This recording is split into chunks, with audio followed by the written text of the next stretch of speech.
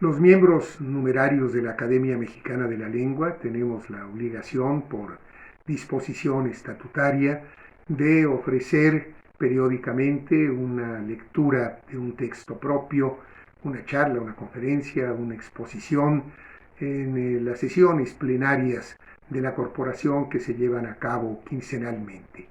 Cuando fui elegido director de la Academia, consideré que sería muy pertinente que estas lecturas, que estas exposiciones pudieran tener un carácter público para que la Academia Mexicana de la Lengua pudiera cumplir de mejor manera su función de difundir el conocimiento, no nada más de carácter lingüístico, sino de la cultura en general en beneficio de la sociedad.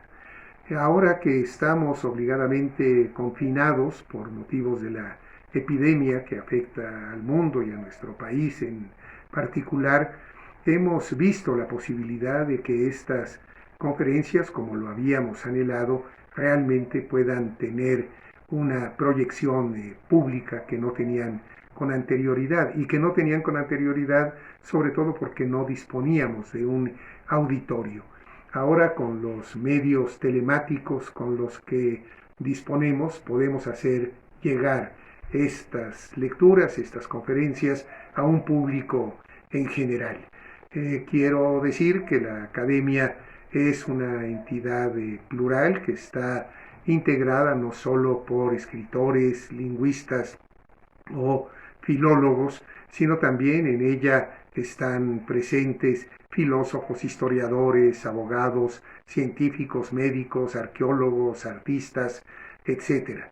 Es pues una entidad plural no nada más en las áreas del conocimiento, sino también en pensamientos, en ideas, en visiones del mundo, en posiciones políticas, de manera tal que la academia, que es una institución apolítica por definición, es también una institución garante de esta pluralidad y de esta libertad de expresión, y sobra decir que la responsabilidad de las presentaciones, de las conferencias que cada uno de los académicos va a presentar en esta sucesión de programas, pues tiene un carácter individual que no necesariamente refleja la posición de la institución, que como digo es una institución apolítica.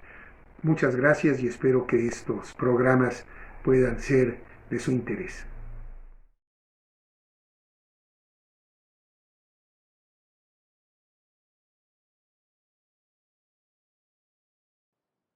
Buenas tardes, soy Vicente Quirarte, académico numerario de la Academia Mexicana de la Lengua, y voy a tener el gusto de compartir con ustedes mi lectura estatutaria, que lleva por título Zozobra del Espíritu y Triunfo de la Poesía.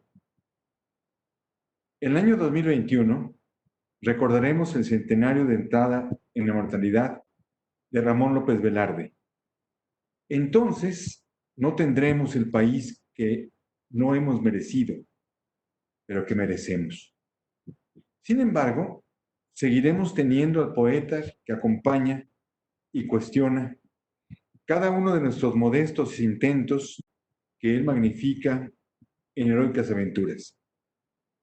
Su ejemplo de exigencia verbal lo hacen digno de nuestra admiración y, como él hubiera querido,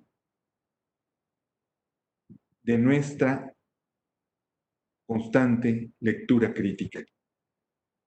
En 1921 comenzaron los años López Velarde, porque entonces fue unánimemente reconocido con el título peligrosamente ambiguo de poeta nacional. No han llegado a su fin porque sus poemas permanecen tan vivos como la Odisea por él protagonizada, defendida y exaltada. Sus palabras son un manifiesto cuya tinta aún no seca, y en él hay que buscar un rumbo para este país masacrado e incierto, pero como la historia lo demuestra, siempre invencible y renaciente. Lo demuestran las palabras del poeta que nos limpia la sangre y nos obliga a convertir cada uno de los minutos de nuestra vida en la obra de arte a la que todos estamos obligados. Lo que expresó sobre Manuel Gutiérrez Nájera puede aplicarse a él ahora que estamos a un año de su centenario, a quien tanto debemos y a quien amamos más cada día.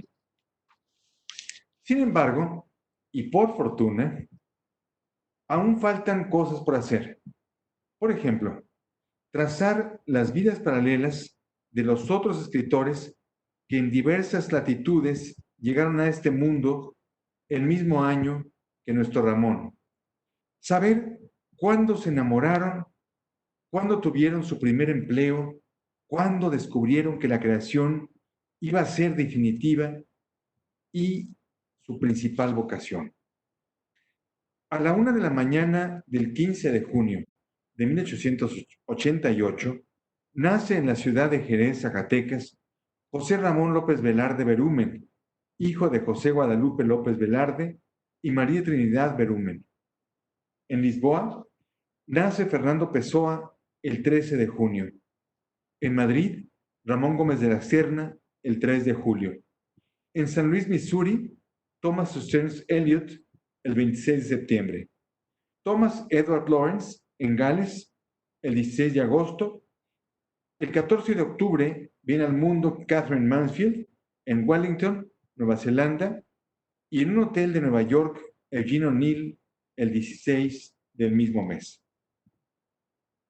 En preparación para el centenario de López Velarde, han aparecido diversos trabajos por parte de la llamada Banda Velarde, por el poeta Luis Miguel Aguilar. La editorial ERA dio a la luz los ensayos escritos por José Emilio Pacheco a propósito de López Velarde. Fernando Fernández publicó el excelente ensayo Ni sombra de disturbio, una de cuyas partes más destacadas es el análisis del poema inconcluso El sueño de los guantes negros, cuya versión original, autógrafa, custodia la biblioteca de nuestra Academia Mexicana de la Lengua y que esperamos ver en 2021 en la colección de facsimilares. Por su parte, Ernesto Lumbreras publicó en fecha reciente el libro Un acueducto infinitesimal, concentrado en los años de López Velarde en la Ciudad de México, obra que obtuvo el Premio Mazatlán de Literatura. Saturnino Herrán Gudiño dio a conocer el esperado dibujo que su abuelo hizo del jerezano, mientras que el poeta y editor Federico de la Vega publicó en Querétaro una hermosa edición limitada a 250 ejemplares de zozobra, con un grabado original de Román Miranda. Marco Antonio Campos, uno de los más entusiastas integrantes y promotores de la Banda Velarde, verá pronto publicado su diccionario Ramón López Velarde. Como vemos, la producción ha sido copiosa y esperemos que lo siga siendo en años posteriores, sobre todo el año centenario de 2021.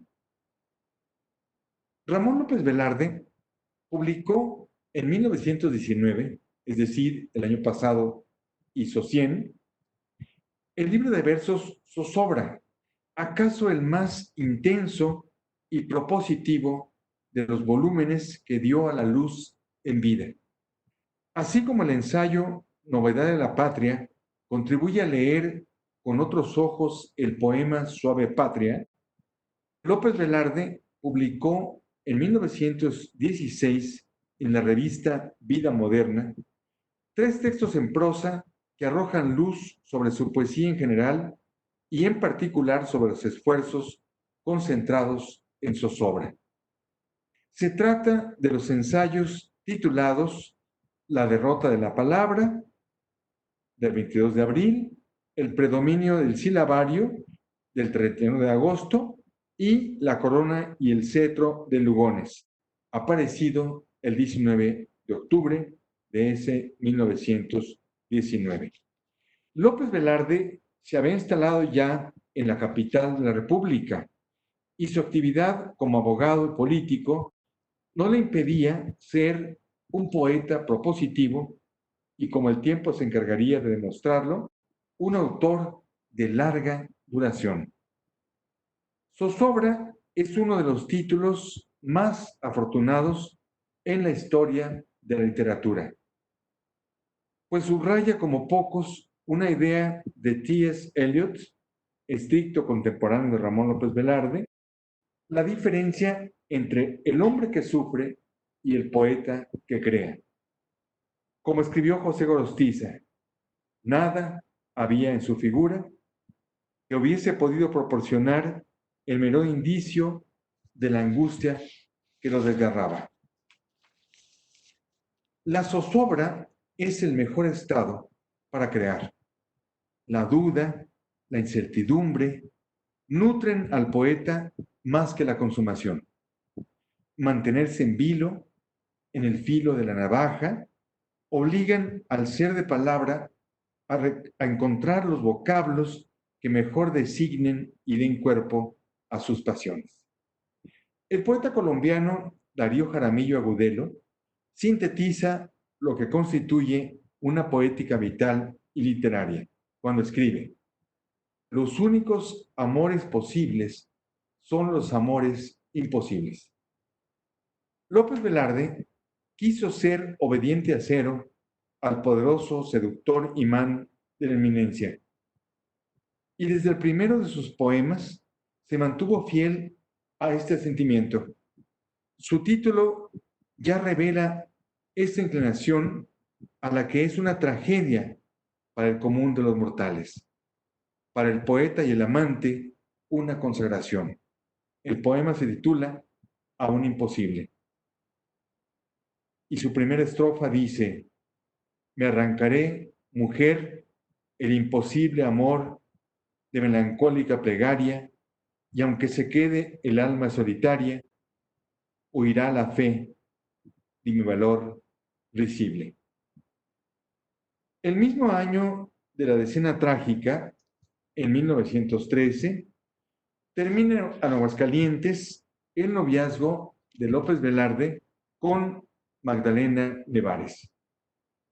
El sentir del poeta sobre la relación puede seguirse indirectamente a través de las prosas que publicó en El Eco de San Luis entre octubre y diciembre de ese año. Una lectura entre líneas proporciona noticias abundantes sobre su actitud hacia la relación amorosa. Escribe: soy, en verdad, indigno de la mujer sana, porque estoy contagiado de la enfermedad de mi tiempo, la pecaminosa inquietud rastera y sin esperanza, una flor que se concediese al lodo, porque nuestra inquietud no es la del mancebo sobre quien gotea la cera ardiente de psiquis. Vamos sin rumbo, solicitados por imanes opuestos, y si una gota de cera nos da el éxtasis, la otra nos quema con lumbre sensual. De ahí que el poema, que sea para bien, contenido en zozobra, admite múltiples lecturas. A. La pérdida de la inocencia ante la llegada y conocimiento de la experiencia. B. La pérdida del asidero de la fe. C. El imperio de la tentación. No sería difícil leer el poema como un canto a la ciudad más que a la mujer fatal que clausura definitivamente las puertas del paraíso infantil. El año 1919, es decir, el mismo año de zozobra, llega al fin de sus días el poeta Amado Nervo. Su funeral alcanzó la categoría de una ceremonia de Estado y nunca un hombre de letras había alcanzado semejantes honores. En el instante de su muerte, Nervo era el poeta más popular de México y considerado el más alto acento del modernismo. Sin embargo, ese propio 1919 apareció zozobra, donde el lenguaje es forzado y transformado en toda su plenitud y cuyos fulgores llegan todavía hasta nosotros. La sinceridad es la hermana peligrosa de la creación. T.S. Eliot, desarrolla en el ensayo antes citado la idea de que un autor no nace por generación espontánea, sino que se debe a sus antecesores, pero igualmente al aporte que hace su propio exclusivo, irrepetible talento. López Velarde tenía una gran admiración por Nervo, pero también plena conciencia de la importancia de la obra propia, como se aprecia en una carta enviada a su amigo Eduardo J. Correa de San Luis Potosí en una fecha tan temprana como es el 27 de enero de 1908, y dice: no seguiré su consejo de publicar hojas literarias en esta ciudad, o sea, San Luis Potosí. ¿Sabe por qué? No quiero levantar en el desierto mi altura artística. Deseo conquistarme la sabrosa satisfacción de irguirme entre cumbres y, sin que lo solicite, recibir de ellas homenaje. Hasta aquí, López Velarde. Cuando aparece en 1919 el que iba a convertirse en su libro central, se encontraba el poeta en la cima de su pensamiento y su labor creativa. Demostró que el verdadero artista transforma sus pasiones en objetos verbales que alteran radicalmente el cuerpo del lenguaje. De los 3 ensayos de López Velarde antes enunciados, espigo algunos de sus preceptos y exigencias. Dice: nuestros hombres de pluma aderezan párrafos y estrofas como guisotes. Así es como el ejercicio de las letras se ha vuelto industria de chalanes y filón de trapaceros.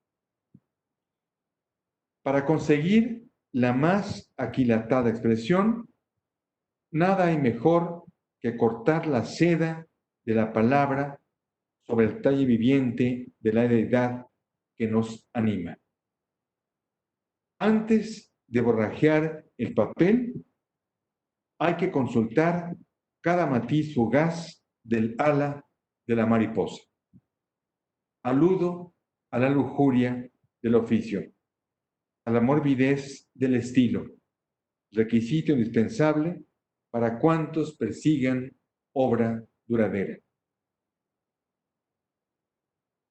En una de las numerosas lecturas que se han hecho de la vida y la escritura de nuestro poeta, Alicho Macero escribió un texto titulado Ramón López Velarde o el hombre solo. El jerezano fue el primero que en nuestra modernidad descubrió la condición de estar separado del mundo y existir como el tigre, célibe y en una jaula impuesta por su propia voluntad. Nadie estuvo tan solo como Ramón López Velarde. Nadie tan acompañado como él. Nadie ha resistido mejor el paso de los años. Como Franz Kafka en Praga, Fernando Pessoa en Lisboa, escritores de almas tan paralelas a la de Ramón, nuestro poeta está ligado íntimamente al cielo cruel y la tierra colorada que lo vieron nacer. Es un autor ampliamente conocido y estudiado en México, pero no ha logrado el prestigio universal que merece. Un primer paso es la reciente edición española de su poesía y el portal de la biblioteca virtual Miguel de Cervantes, ambos preparados por el sevillano Alfonso García Morales. Sin embargo, a pesar de nuevas lecturas y propuestas, un poeta como él no se agota ni es agotado.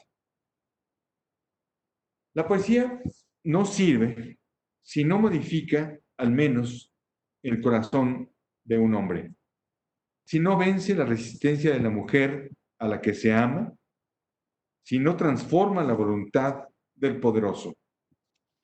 La historia de México lo demuestra una y otra vez, desde Guillermo Prieto hasta Rubén Bonifaz Nuño.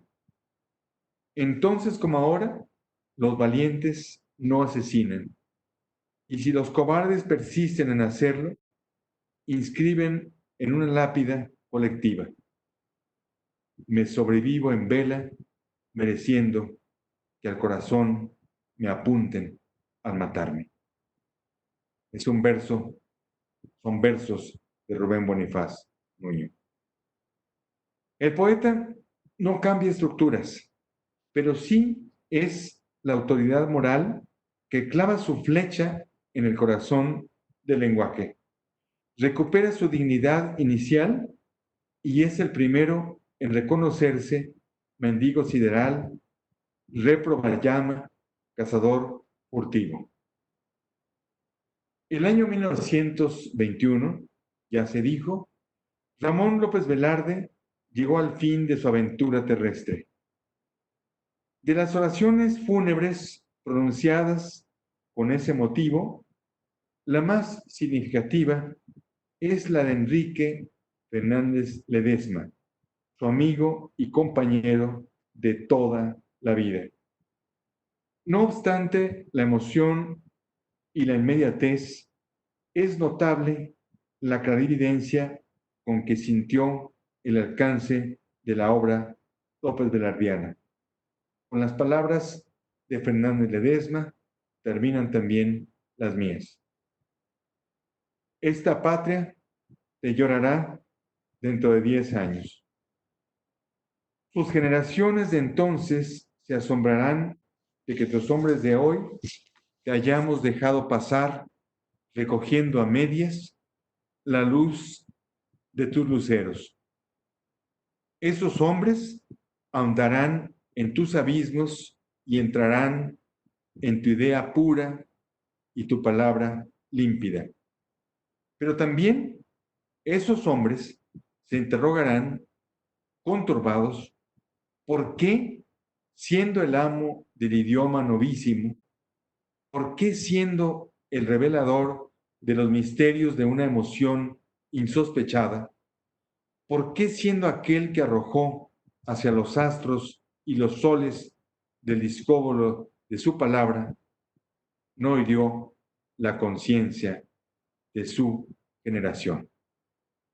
La inmortalidad apenas comenzaba. Muchas gracias por tu atención. Muchas gracias.